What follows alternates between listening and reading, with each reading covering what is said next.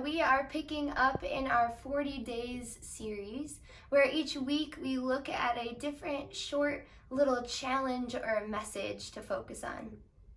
And so this week we're talking about finding the positive. And something that I think is so cool is that Steve and I actually planned these messages out weeks ago. And so weeks ago, God put on our hearts the importance of finding the positive amidst any situation. And so now, amidst COVID-19, it seems even more important that we focus on finding the positive. So just so cool to see how our God works in advance for us, how he put that on our hearts weeks ago, and how it is an especially important message right now. So finding the positive. This is something that we hear a lot. We don't always just hear this at church. You'll hear it at your school, maybe on teams. It's just something that is a common phrase, finding the positive. But this is actually a very Christian message. It is a very Christian thing to do to find the positive in any situation. You see, as Christians, we know of a God who is so much bigger than us. We trust in a God who made the universe. And we know as Christians that God is in control. You guys, not everybody has that. Not everybody has the security of knowing that God is in control. But see, as Christians, we know that God is in control and that he loves us personally. And you guys, if God loves us personally and is in control, then we have nothing to fear ever.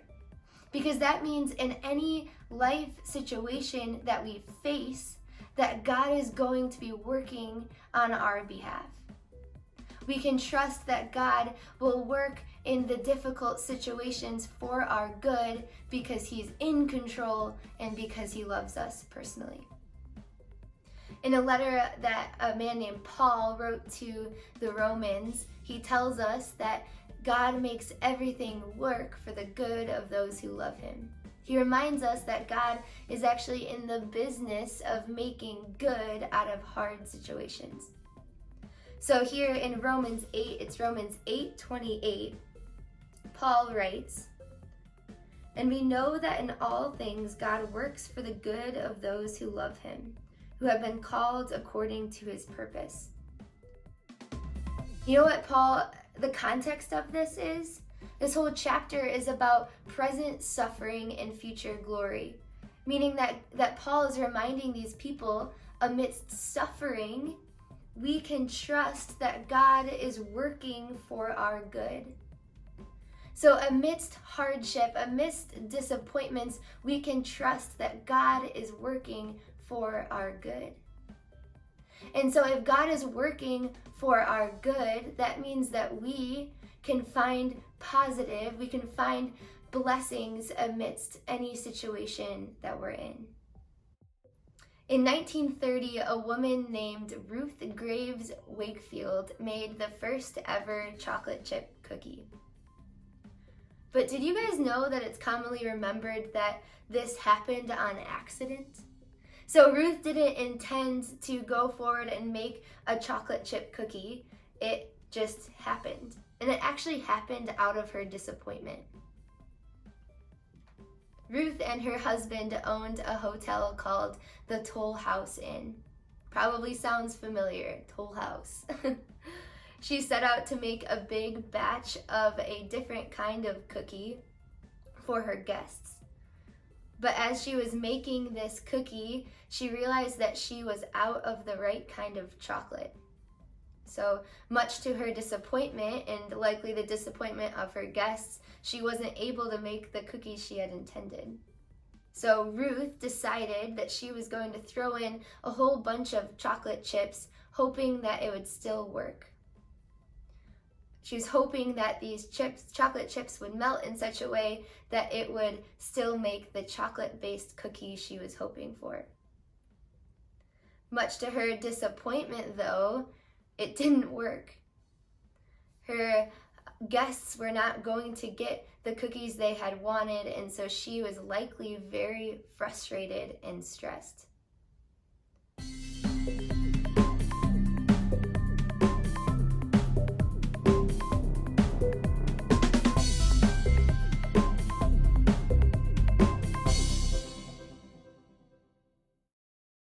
But friends, think of the result.